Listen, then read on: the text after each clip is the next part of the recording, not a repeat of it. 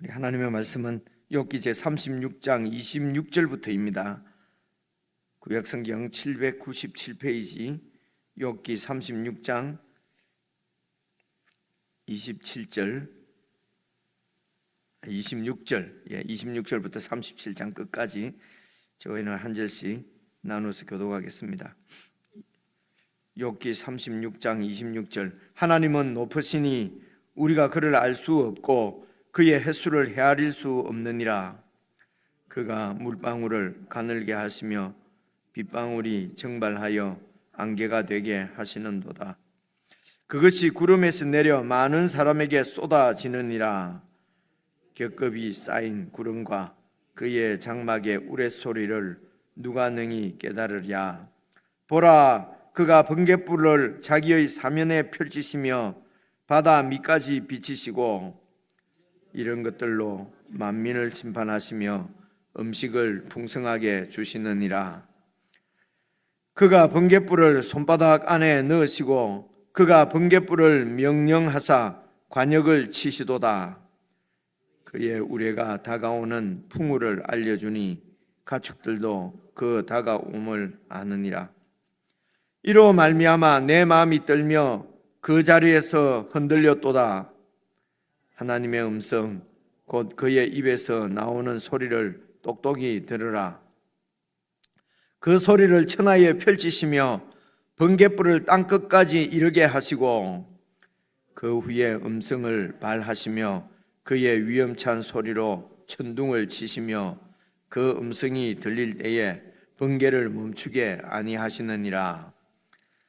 하나님은 놀라운 음성을 내시며 우리가 헤아릴 수 없는 큰 일을 행하시느니라. 눈을 명령하여 땅에 내리라 하시며 적은 비와 큰 비도 내리게 명하시느니라. 그가 모든 사람의 손에 표를 주시어 모든 사람이 그가 지으신 것을 알게 하려 하심이라. 그러나 짐승들은 땅속에 들어가 그 초소에 머무느니라. 폭풍우는 그 밀실에서 나오고 추위는 북풍을 타고 오느니라. 하나님의 입김이 얼음을 얼게 하고 물의 너비를 줄어들게 하느니라. 또한 그는 구름에 습기를 실으시고 그의 번개로 구름을 흩어지게 하시느니라. 그는 감싸고 도시며 그들의 할 일을 조종하시느니라. 그는 땅과 육지 표면에 있는 모든 자들에게 명령하시느니라. 혹은 징계를 위하여 혹은 땅을 위하여 혹은 긍휼을 위하여 그가 이런 일을 생기게 하시느니라. 욥이여, 이것을 듣고 가만히 서서 하나님의 오묘한 일을 깨달으라. 하나님이 이런 것들에게 명령하셔서 그 구름의 번개로 번쩍거리게 하시는 것을 그대가 아느냐? 그대는 겹겹이 쌓인 구름과 완전한 지식의 경이로움을 아느냐? 땅이 고요할 때에 남풍으로 말미암아 그대의 의복이 따뜻한 까닭을 그대가 아느냐? 그대는 그를 도와 구름장들을 두들겨 넓게 만들어 녹여 만든 거울같이 단단하게 할 수 있겠느냐? 우리가 그에게 할 말을 그대는 우리에게 가르치라. 우리는 아둔하여 아뢰지 못하겠노라. 내가 말하고 싶은 것을 어찌 그에게 구할 수 있으랴? 삼켜지기를 바랄 자가 어디 있으랴? 그런즉 바람이 불어 하늘이 말끔하게 되었을 때에 그 밝은 빛을 아무도 볼 수 없느니라. 북쪽에서는 황금 같은 빛이 나오고 하나님께는 두려운 위험이 있느니라. 전능자를 우리가 찾을 수 없나니 그는 권능이 지극히 크사 정의나 무한한 공의를 굽히지 아니하심이니라. 그러므로 사람들은 그를 경외하고 그는 스스로 지혜롭다 하는 모든 자를 무시하시느니라. 읽기도 길고 숨 막히는 그런 말씀인 것 같습니다. 대략 한번 읽으면서 드는 느낌은 하나님은 그 26절에 있는 대로 너무 높으시니 우리가 그를 알 수도 없고 36장 26절입니다. 그의 횟수를 헤아릴 수도 없느니라. 그래서 이 세상에 일어나는 모든 이런 조화들을 하나님 조화가 다 하나님의 섭리인데, 이런 하나님 앞에 지금 욥이 너무 교만하고 욥이 하나님보다도 더 위대하고 똑똑한 것처럼, 높은 것처럼 그렇게 말을 하고 그런 태도를 가지고 있다고 이제 엘리후도 이제 그 마음에 이제 그렇게 생각을 하고 있는 것입니다. 지금 계속 그 엘리후의 하는 이야기도 이게 표현이 다 이렇게 우리 한국말 표현으로도, 한글 표현으로도 아주 좀 시적으로 되어 있는 것 같아요. 이런 시의 특징이 은유나 뭐 이런 비유나 이런 것을 통해서 이제 이 보통 저자가 말하는 자가, 화자가 말을 하려고 하는 것을 좀 이렇게 극적으로 표현하는 것이 바로 시의 어떤 매력이나 특징 아니겠습니까? 그래서 이렇게 쭉 읽어 보시면 어떤 것은 이렇게 개념이 잡히는 것도 있고, 어떤 표현은 또 좀 이렇게, 우리도 보통 시를 읽을 때 시어가 이렇게 어떻게 저 시인들에게는 이런 그 시어가 저렇게 풍성할까, 이제 이런 생각을 하면서 놀라기도 하는데요. 이렇게 우리가 잘 이렇게 개념이 잡히지 않는 그런 시적인 표현들도 나오고 그렇거든요. 그런데 이제 이 말하려고 하는 의도를 알기 때문에 잘 보시면은 그것이 이제 여러분 느껴지는 대로 이런 표현이구나. 이제 그 부분을 우리가 다시 한번 읽으면서 확인을 하고, 그리고 이런 그 하나님의 위대하심, 절대적인 권능을 이렇게 주장하면서 엘리후가 말하려고 하는 것은 이제 무엇인지, 이제 이런 부분만 오늘 잘 이렇게 확인을 해 보시면 될 것 같습니다. 자, 26절부터 같이 한번 읽어 보시겠습니다. 하나님은 이제 높으시니 우리가 그를 알 수도 없고 그의 횟수를 헤아릴 수도, 그러니까 횟수는 연수지 않습니까? 나이를 헤아릴 수가 없다는 것이죠. 영원한 분이시니까. 그런데도 오늘 우리들도 이 하나님의 횟수를 자꾸 헤아리려고 하는 그 사람들 세계는 그렇지 않습니까? 이 세상이 지어졌을 때, 시작되었을 때, 그때 이제 창조주가 있다면 같이 있었던 거 아니겠는가? 그렇게 해서 이제 몇 억만 년이라고 말하기도 하고 또 몇 천 년이라고 얘기하기도 하고 막 이렇게 잘 알지도 못하면서 사실은 그 하나님이 그렇게 시작한 그 시점을 알지도 못하면서 이제 사람들은 그런 걸 가지고 많이 논쟁을 하고 서로 마음이 상하고 다투고 하는 것들을 많이 볼 수 있습니다. 그래서 이 세상이 지어진 지 6천 년이다. 어떤 분들은 이 세상이 지어진 지 알 수가 없다. 몇억 년이다, 몇백 억 년이다.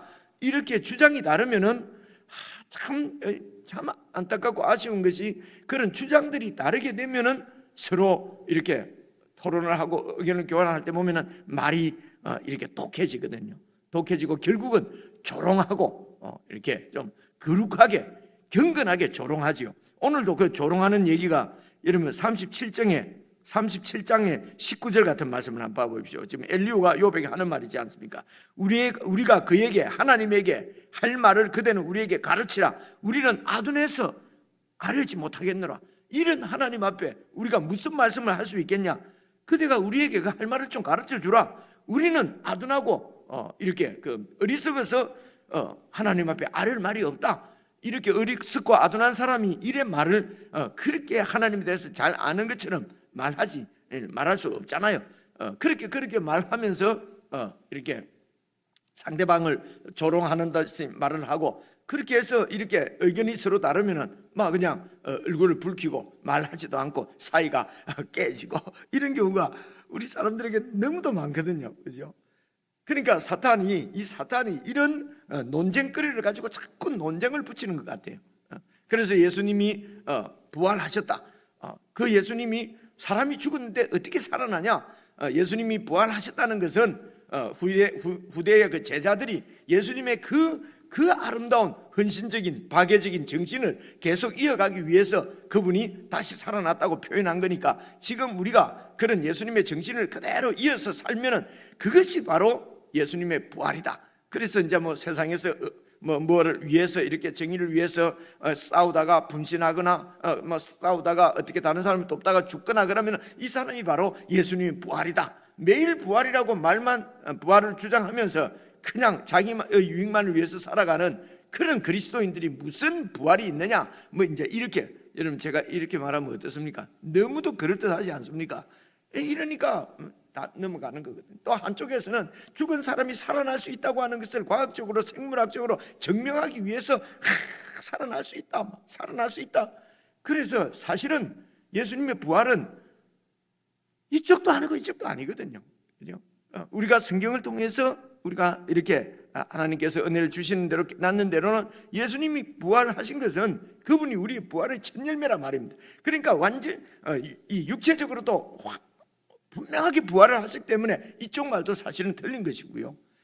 그 예수님이 부활하신 것은 우리도 영원한 몸을 입고 하나님과 함께 영원토록 함께 하나님과 같이 할 것이라고 하는 여러분 우리에게 주신 그런 소망, 산 소망이죠. 이 산 소망을 우리에게 주시기 위해서 예수님이 부활하신 것이니까요. 그래서 그 육체적으로 생물학적으로 부활을 했다 하는 것은 진리입니다. 진실인데 진리는 그것을 뛰어넘는 것이거든요. 그래서 하나님의 어떻게 하든지 우리가 하나님의 눈으로 보면은 내 것을 그렇게 주장해서 다른 사람을 그렇게 조롱하고 비하하고 막 싸울 만큼 그렇게 우리가 확실하게 이렇게 안다고 하나님 앞에 이런 자세를 가지는 것은 참 위험할 것 같습니다. 그런데 이제 또 이렇게 얘기하면 우리는 어떻게 되냐면요, 막 이것도 맞을 수 있고 저것도 맞을 수 있고 이래가지고 이걸 요즘 상대주의라고 그러잖아요, 그죠? 그렇게 하면은요 절대적인 진리가 또 없어져 버립니다. 사람이 자기가 맞다고 생각하는 것이 맞는 것이다. 급기야는 내가 여자구나 하면은 여자다, 이런 얘기도 나오게 되니까요. 그러니까 우리 사람들은 뭐든지 이렇게 극단적으로 가게 되고요, 결국은. 그래서 참 하나님의 진리 앞에는 정말 겸비하고 겸손한 마음으로, 겸손하고 겸비하다는 말은 하나님의 그 뜻이 절대적이고, 그리고 우리가 그 하나님의 절대적인 진리를 깨닫는 데는 아주 한계가 있는 그런 사람인 줄 겸손하게 인정을 하고, 그래서 최선을 다해서 하나님의 뜻을 잘 살피고, 그리고 또 상대방의 이런 이야기들도 다 맞다 받아들여야 된다가 아니라 또 내가 모르는 어떤 한 부분에 한 방향에 있어서 또 하나님의 그 지혜일 수도 있기 때문에 겸비한 마음으로 그런 지혜들도 잘 하나님께서 알려주신 말씀으로 잘 이렇게 살펴보고, 거기에서 그 모든 것의 그 기초와 완성은 바로 하나님을 사랑하고, 그리고 하나님께서 우리에게 주신 이웃을 그렇게 사랑하는 마음, 이 마음을 잃어버리면은, 그래서 사랑이 없으면 그 무엇도 이렇게 구제하는 것까지도 또 모두 이거 아무런 쓸모가 없고 필요 없고, 그죠? 그래서 이 찬양하는 소리도 울리는 꽹과리 같고 이렇게 정말 사랑이 없으면은 그런 우리의 지식이나 지혜도 믿음도 다 그것은 아무런 산을 옮길 만한 그런 믿음도 소용이 없다고 그렇게 말씀하시는 것 같아요.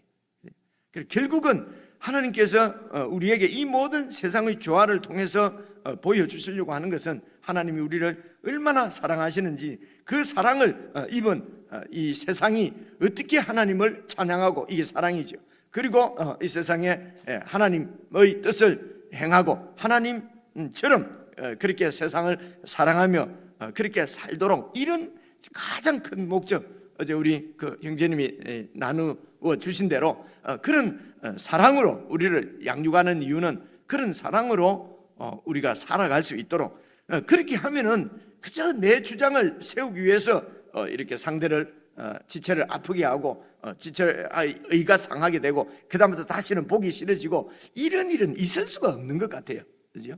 차라리 내 주장을 굽히더라도 이런 사랑의 관계가 깨어지지 않도록. 그래서 결국은 사랑은 관계의 문제거든요. 그래서 하나님의 정의, 하나님의 공의, 하나님의 의로움, 이런 모든 것들은 사실은 관계 가운데서 이 표현되어지는 것이기 때문에 우리가 이런 하나님과의 관계를 잃어버리고 정의를 외치고 공의를 외치고 무슨 진리를 외치는 것은, 이것은 참 위험하고 나에게도 아무런 유익이 없고 도리어 이 하나님의 공동체나 상대 그 지체들에게는 도리어 그 상처를 주는, 하나님 보시기에는 이러면 악한 일이 될 수도 있다 하는 것을 지금까지 계속 35, 6장 정도 묵상을 하니까 이런 생각들을 저나 여러분이 할 수 있게 되는 것 같습니다. 이것도 하나님의 사랑인 줄 생각됩니다.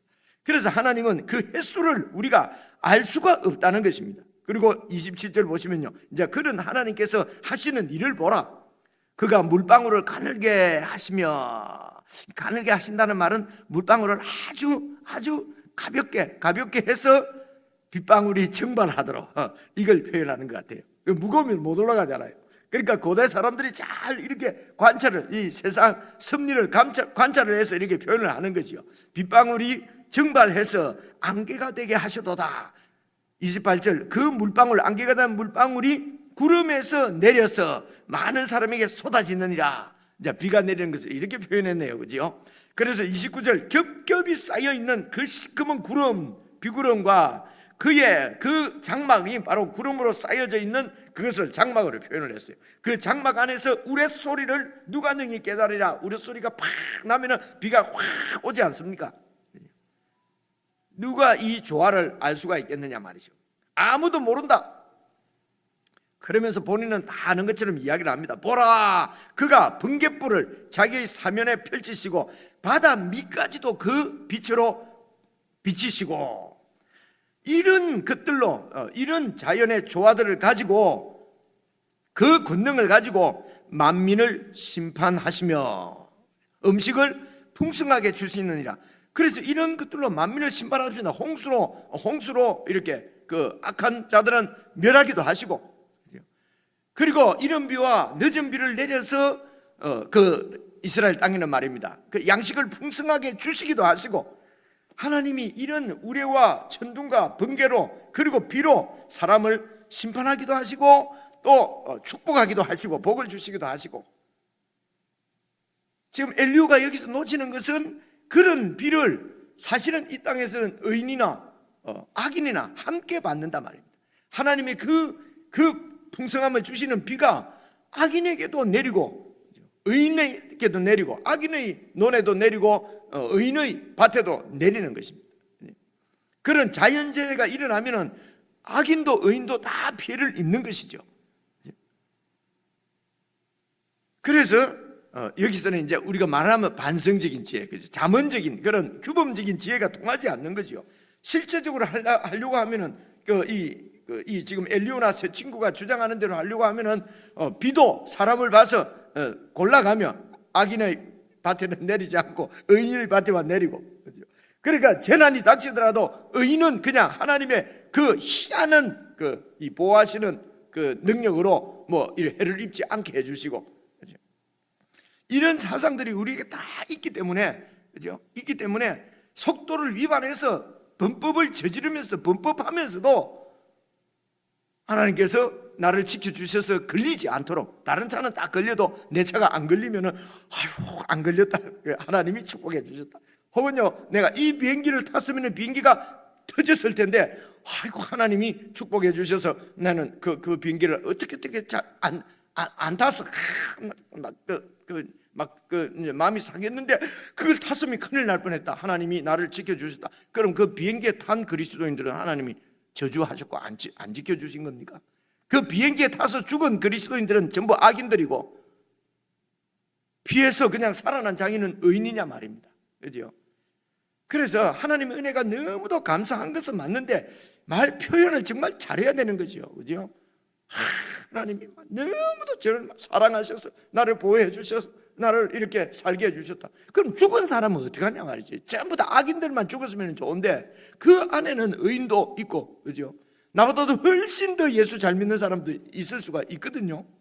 그런데 우리는 그냥 그렇게 표현해 버린단 말입니다.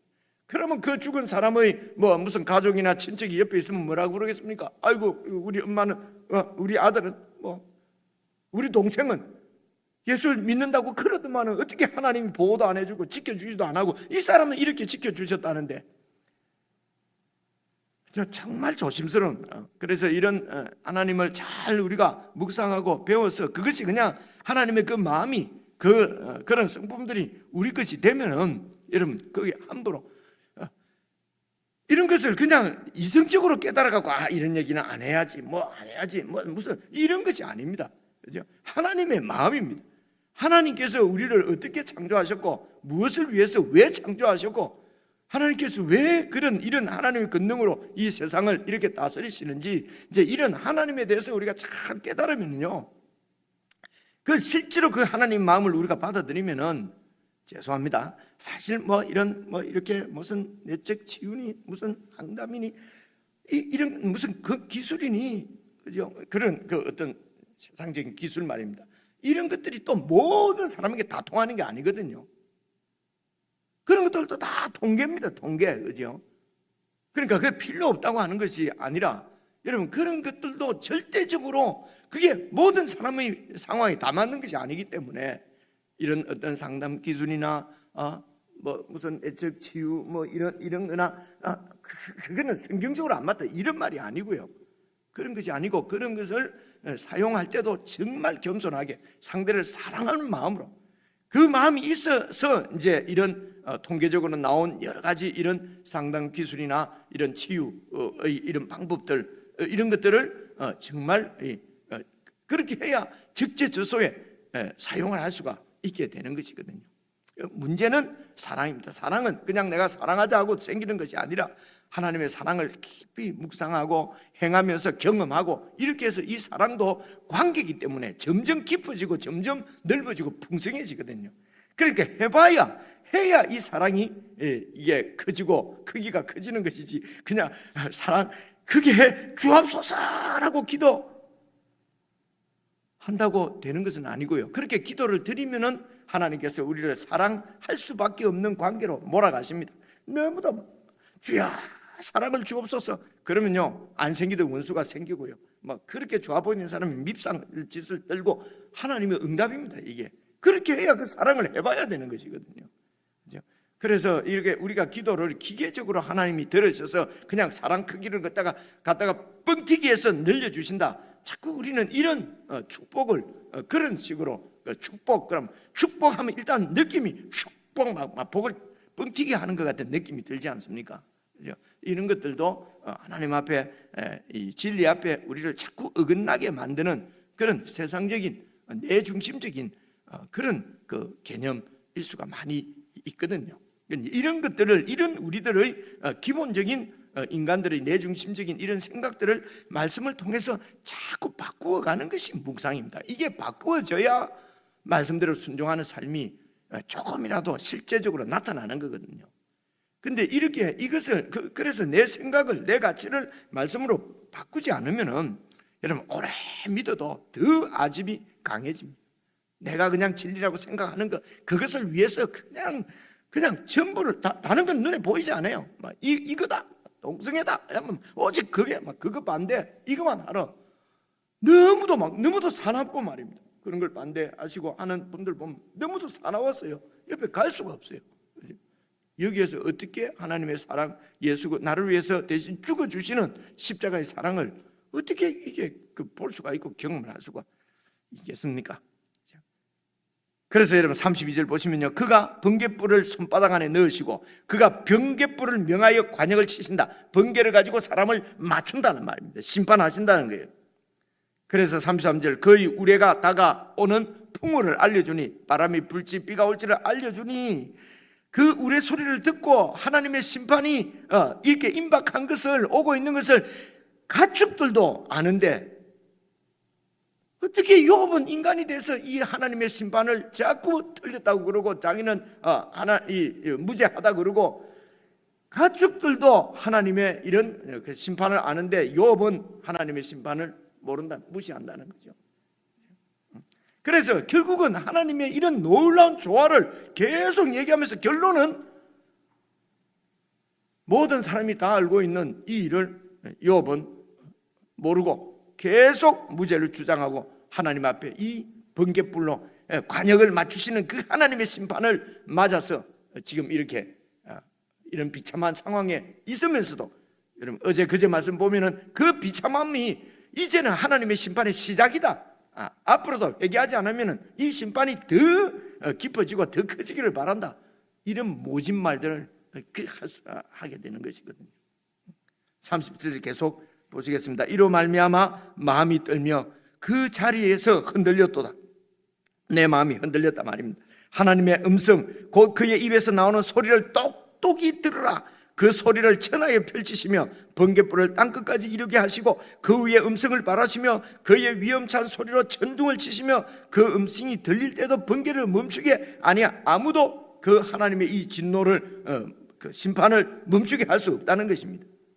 5절입니다. 하나님은 놀라운 음성을 내시며 우리가 헤아릴 수 없는 큰 일을 행하시느니라. 그러면서 자연조화를 또 얘기합니다. 눈을 명하여서 땅에 내리라고도 하시고 적은 비와 큰 비도 다 하나님께서 명하여서 내리게 하시고 7절 그가 모든 사람의 손에 표를 주셔서 모든 사람이 그가 지으신 것을 알게 하려 하심이라.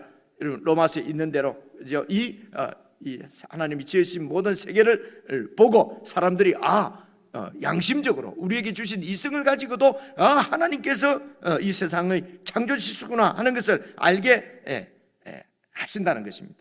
그러나 짐승들은 땅속에 들어가서 그런 하나님의 심판이 임할 때에 비가 내리고 천둥이 치고 홍수가 나고 할 때 이 짐승들은 어찌할 바를 모르고 그냥 땅속에 숨어서 그 처소에서 머무느니라.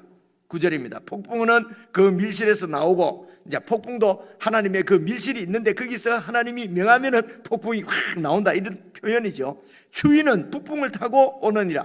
하나님의 입김이 얼음을 얼게 하고 물의 너비를 또 줄어들게 하느니라. 또한 그는 구름에 습기를 실으시고 그의 번개로 구름을 흩어지게 하시느니라. 그는 하나님은 감싸고 도시고 그 구름이나 이런 것들이 다 할 일을 조정하시는 분이 그분이시다. 이 땅에 일어나는 모든 자연의 조화도 다 하나님의 조화라는 것입니다. 하나님의 섭리라는 것입니다. 그는 땅과 육지 표면에 있는 모든 자들에게 다 명령하시느니라. 혹은 어떻게 해요? 징계를 위해서 혹은 땅을 위해서 그 비를 내리기도 하시고 천둥을 치게 하시기도 그렇게 하신다는 말. 혹은 또 어떤 사람에게는 긍휼을 위해서 그가 이런 일을 생기게 하시느니라. 그래서 이런 심판이 또 이런 긍휼이 또 이렇게 개개인적으로 그렇게 임할 때도 있지만은 그러나 그것이 그냥 믿는 자나 안 믿는 자나 악인이나 의인이나 다 함께 이렇게 그런 하나님의 긍휼 그리고 하나님의 그런 그 허락하시는 재난이 임할 수도 있는 것을 욥은 지금 보면은 다 그렇지 않느냐. 그러니까 꼭 죄 때문에 이런 심판을 상응하는 심판을 받는다 이렇게 말할 수 없다는 것이고요.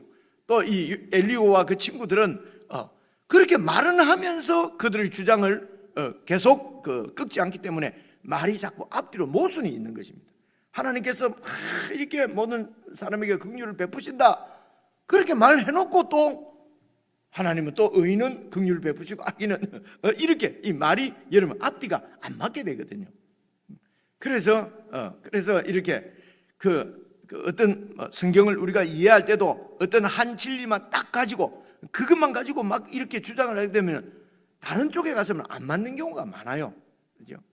그러니까 예를 들어 막 전적으로 부패했다 하는 그래서 우리가 구원의 소망이 없다 이렇게 하면은요 다른 부분에 읽어보면 또 우리에게 하나님께서 이렇게 이런 양심을 주셨고 그죠?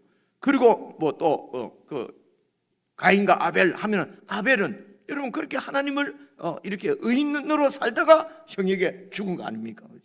그러니까 이런 것을 설명이 안 되는 것입니다. 그래서 하나님이 통치하시는 횟수를 알 수도 없고 그분이 하시는 일을 우리가 너무도 높아서 알 수가 없는 우리들은 그분이 이쪽에서는 이렇게 하시고 이쪽에는 이렇게 하시고 하는 이것을 먼저 전제를 해야 되는 거예요. 그걸 먼저 받아들여야 되는 거죠. 우리가 잘 알 수 없다는 것을. 그런데 모든 것을 다 아는 것처럼 지금 이 엘리후가 딱 그런 것이거든요. 그죠? 그러니까 욥의 상황하고는 완전히 맞지 않는 그죠? 그러니까 욥에게 그렇게 조롱도 하고 욥을 그렇게 악한 말을 하고 그죠? 욥을 심판하고 하나님처럼 자신도 모르게 하나님을 위해서 사실은 그렇게 했을 텐데요. 도리어 하나님을 욕되게 만들고 그리고 위로한다고 했는데 도리어 친구를 이렇게 회복할 수 없는 상처를 입히기도 하고 이게 인간이란 말입니다. 계속해서 보시면요 14절입니다. 욥이여 이것을 듣고 가만히 서서 하나님의 오묘한 일을 좀 깨달아라. 하나님이 이런 것들에게 명령하셔서 그 구름의 번개로 번쩍거리게 하시는 것을 그대가 아느냐? 그대는 겹겹이 쌓인 구름과 완전한 지식의 경이로움을 아느냐? 모르잖아. 나는 알고 있는데. 이런 말이잖아요, 그죠? 땅이 고요할 때의 남풍으로 말미암아 그대의 의복이 따뜻한 까닭을 그대가 아느냐? 그대는 그를 도와 구름 장들을 두들겨 넓게 만들어 녹여 부어 만든 그울같이 단단하게 그렇게 할 수 있겠느냐? 우리가 하나님에게 할 말을 그대는 우리에게 가르쳐보라. 우리는 아도나이 아르지 못하겠노라. 그런데 너는 왜 자꾸 하나님을 만나서 하나님하고 하나님 앞에 가서 물어보고 싶다. 내 하나님 앞에서 내가 무슨 죄를 지었는지 내가 정말 듣고 싶다. 그러면 안 되지. 어때 하나님 앞에 만나서 말할 사람이 어디 있어? 이 건방지고 교만한 사람아. 지금 이 얘기거든요.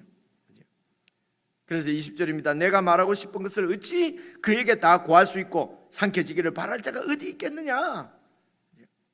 그래서 이 엘리야의 하나님은 감히 우리가 범접할 수 없는 크신 하나님입니다. 그래서 그 하나님 앞에서는 입 딱 다물고 죄송합니다 찍소리 못하고 그냥 막 모든 것에 그냥 순응하고 다 받아들이고 그렇게 해야 되는 그런 아주 무정한 하나님으로 비칩니다. 혹시 우리가 이렇게 믿고 있는 하나님이 이런 하나님은 아닌지, 이런 우리의 인간들의 마음을 깨뜨리기 위해서 하나님께서 아들을 주셔서까지 우리에게 손을 내미시고 우리를 찾아오시고 만나주시고 함께 하시고 그분 안에 우리 안에 그분이 이런 하나님의 마음을 보여주시고 알려주시기 위해서 하나님의 아들이 사실은 이 땅에 오신 것 아니겠습니까? 그래서 엘리후가 지금 이런 상황에 빠져 있는 것은 사실은 어쩌면은 당연한 일일 수 있죠. 그 하나님의 마음을 어떻게 알 수가 있겠습니까? 그런데 하나님께서 예수님을 보내시고 그분이 십자가에 죽으시고 부활하신 그 예수님을 믿고 있는 우리가 이런 욥기에 나오는 이런 엘리후나 친구들이 이야 이게 맞는 말이다. 너무너무 이 말이 너무 친숙하고 하면은 그래서 딱 진리에 공의가 사랑을 완전히 반대되는 것처럼 그죠? 공의가 세워져야 뭐 어쩌고 저쩌고 이러면서 자신을 주장하는 것은 참 어리석은 얘기겠구나. 내 얘기하는 것입니다. 그죠? 겉으로는 말 안 해도 속으로 다 그렇게 생각하죠. 21절입니다. 그런즉 바람이 불어 하늘이 말끔하게 되었을 때에 그 밝은 빛을 아무도 볼 수 없다. 북쪽에서는 황금 같은 빛이 나오고 하나님께는 두려운 위임이 있느니라. 전능자를 우리가 찾을 수 없나니 그는 권능이 지극히 크사 정의나 무한한 공의를 그분은 굽히지 아니하심이니라. 그러므로 사람들은 자꾸 그 하나님 앞에 무죄를 주장하고 하나님 앞에 따지고 재판 한번 붙어보자. 욥 당신처럼 그러면 안 되고 사람들은 그를 경외하고 그는 스스로 지혜롭다 하는 모든 자를 다 무시하신다. 교만한 자를 쳐내기 때문에 하나님을 경외해야 된다. 참 맞는 말인데 그죠? 맞는 말인데 우리가 많이 설교하고 제가 참 이런 설교를 너무 많이 했던 것 같아요. 근데 이것이 하나님께서 우리를 다 무시하는 것처럼 우리를 그냥 안중에도 없는 것처럼 여러분 그런 하나님이 아니시죠. 그래서 이 엘리후도 한쪽 하나님만을 보고 있다. 우리도 하나님을 다 안다고 하지만은 한쪽만 보고 있을 수가 참 많이 있습니다. 우리가 놓치고 있는 하나님의 사랑, 하나님에 대한 우리의 그 인식들 그런 것들을 조금이라도 바로 잡아가고 채워가는 그런 묵상의 시간이 되었으면 좋겠습니다. 우리 개인적으로 묵상하시겠습니다.